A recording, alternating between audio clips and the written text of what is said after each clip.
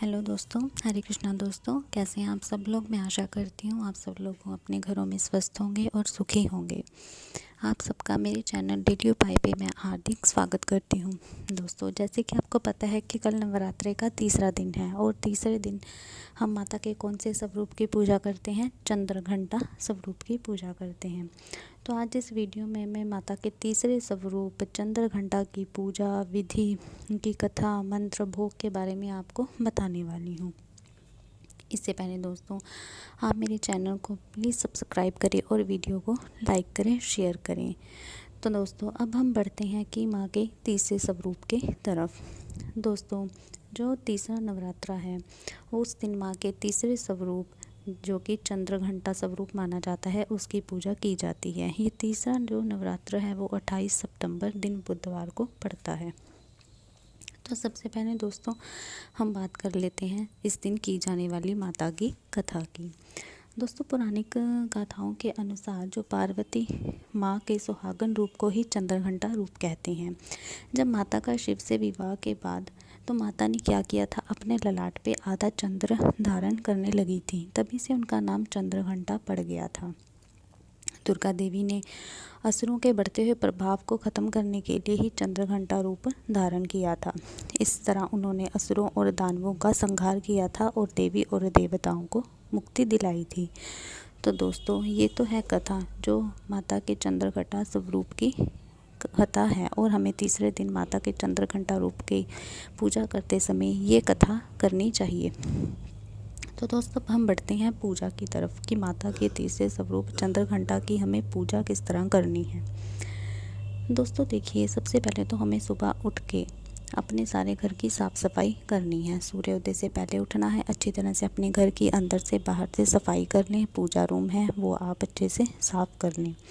फिर आपको स्नान कर लेना है। नहाने के बाद आपको कौन से रंग के वस्त्र पहनने हैं, भूरे रंग के। जी हाँ, आप भूरे रंग के वस्त्र पहने, कोई भी सूट साड़ी आप पहन सकती हैं। अगर आपके पास भूरे रंग का कपड़ा नहीं है तो आप लाल और पीला भी पहन सकती हैं, इसकी कोई प्रॉब्लम नहीं है। तो इसके साथ कहते हैं कि अगर माता की पूजा के लिए ये भूरा रंग पहना जाता है और माता की साधना की जाती है इस तीसरे स्वरूप की, तो इससे व्यक्ति में बहुत ही ज़्यादा शक्ति आती है और निर्भयता आती है। इससे व्यक्ति का जो डर है वो दूर होता है। इसीलिए हम माता के इस तीसरे स्वरूप चंद्रघंटा की पूजा करते हैं और अपने डरों को दूर करते हैं और बहुत ही ज़्यादा हमें शक्ति मिलती है। तो अब पूजा की विधि क्या है, हमें किस तरह से पूजा करनी है। दोस्तों, सबसे पहले तो आपको मंदिर में जाकर, मैंने पहले भी बताया है कि अगर आप माँ की पूजा करें तो खुद भी श्रृंगार करके बैठें, आप सिंदूर लगाएं, माता को भी आप सिंदूर लगाएं। वहाँ पर आप सभी पर गंगा जल छिड़कें और सभी देवी देवताओं और भगवान की जो मूर्तियाँ हैं उन्हें पोंछ दें। फिर वहाँ पर आपने मंदिर में बैठकर माता रानी की पूजा करनी है। आपने मंदिर में ही जौ उगा रखे होंगे तो वहाँ पर भी आपने जौ पर फूल चढ़ा देने हैं, थोड़ा सा गंगा जल का छिड़काव कर देना है, सिंदूर चढ़ा देना है। मंदिर में ही रखे हुए कलश की आपको पूजा करनी है। फिर माता की भी पूजा करनी है और माता को इस दिन चमेली का फूल चढ़ाया जाता है। चंद्रघंटा स्वरूप को तीसरे दिन चमेली का फूल, अगर आपके पास चमेली का फूल नहीं है तो आप गुलाब का फूल भी चढ़ा सकती हैं। तो दोस्तों, आगे हम बात करते हैं कि माता को भोग क्या लगाया जाए। तो दोस्तों, इस दिन हम माता को दूध का भोग लगाते हैं। आप उनको सिर्फ दूध भी चढ़ा सकती हैं या फिर दूध से बनी हुई की मिठाई। लेकिन इस बात का ध्यान रहे कि आपको जो मिठाई है वो घर पे ही बनी हुई मिठाई माता को चढ़ानी है। बाहर से बने हुए जो मिठाई होती है, बाहर से दूध की जो बनी हुई मिठाई होती है वो आप माता पे नहीं चढ़ाएंगी। क्योंकि दोस्तों देखिए, बाहर से आप जो भी मिठाई लेके आती हैं तो उसकी शुद्धता का हमें कोई पता नहीं होता, उसमें कोई मिलावट भी हो सकती है। इसीलिए जो घर पे हम मिठाई बनाते हैं उसका हमें पता होता है कि ये शुद्ध है, ये साफ़ है, इसमें किसी तरह की मिलावट नहीं है। तो नवरात्रों के दौरान आप जो भी मिठाई माता को चढ़ाएंगे घर पे ही बनाएं। घर पे जो दूध है आप लेती हैं उससे आप मिठाई बनाएं, वही माता को चढ़ाएं। बाज़ार से लाकर तो आप कुछ भी भोग में ना रखें, क्योंकि बाहर की मिठाई की शुद्धता का कुछ भी नहीं कहा जा सकता है। तो इसीलिए ये तो हो गया कि माता को दूध का भोग लगाना है। फिर कुछ का दोस्तों ये भी सवाल होता है कि हम तुलसी पत्ता माता को भोग में लगा सकती हैं।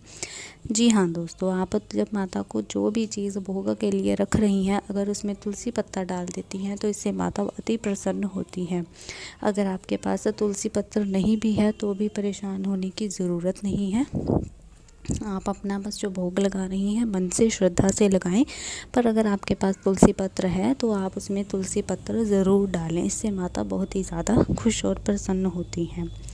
फिर दोस्तों कई बार ये भी मन में सवाल है कि लोगों का कि दूध अगर माता को हम भोग लगा रहे हैं तो दूध कैसा लगाएं, कच्चा दूध लगाना है, गर्म दूध लगाना है कि ठंडा दूध।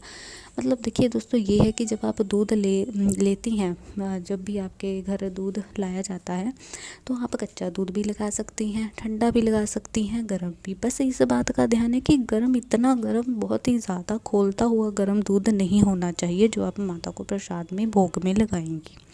मतलब अगर आपने गर्म किया भी है तो कम से कम उसे इतना ठंडा करें जितना ठंडा कोई इंसान पी सकता है, क्योंकि माता को अगर हम भोग लगा रहे हैं वो नाम का भोग थोड़ी ना है कि हमने अब खौलता हुआ आग जैसा अगर दूध हम किसी इंसान को देंगे, क्या वो पी सकता है? नहीं पी सकता ना। तो जितना गर्म हम एक आम इंसान पी सकता है उतना ही टेम्परेचर दूध का रखना है, खौलता हुआ दूध नहीं चढ़ाना है।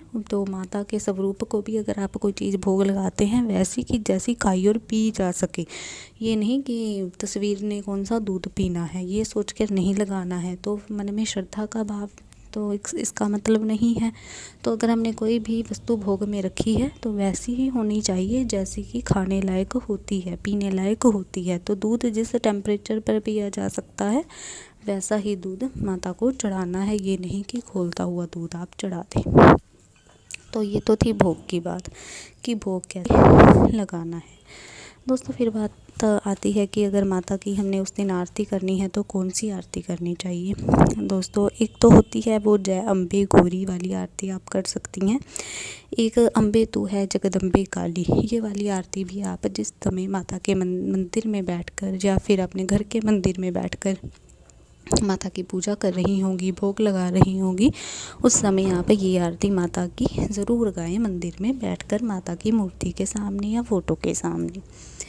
तो उसके बाद है मंत्र की बात कि माता को हमें कौन से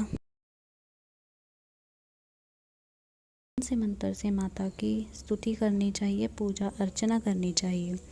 तो दोस्तों चंद्रघंटा माता के लिए जो मंत्र बोला जाता है वो है ओम देवी चंद्रघंटाय नमः।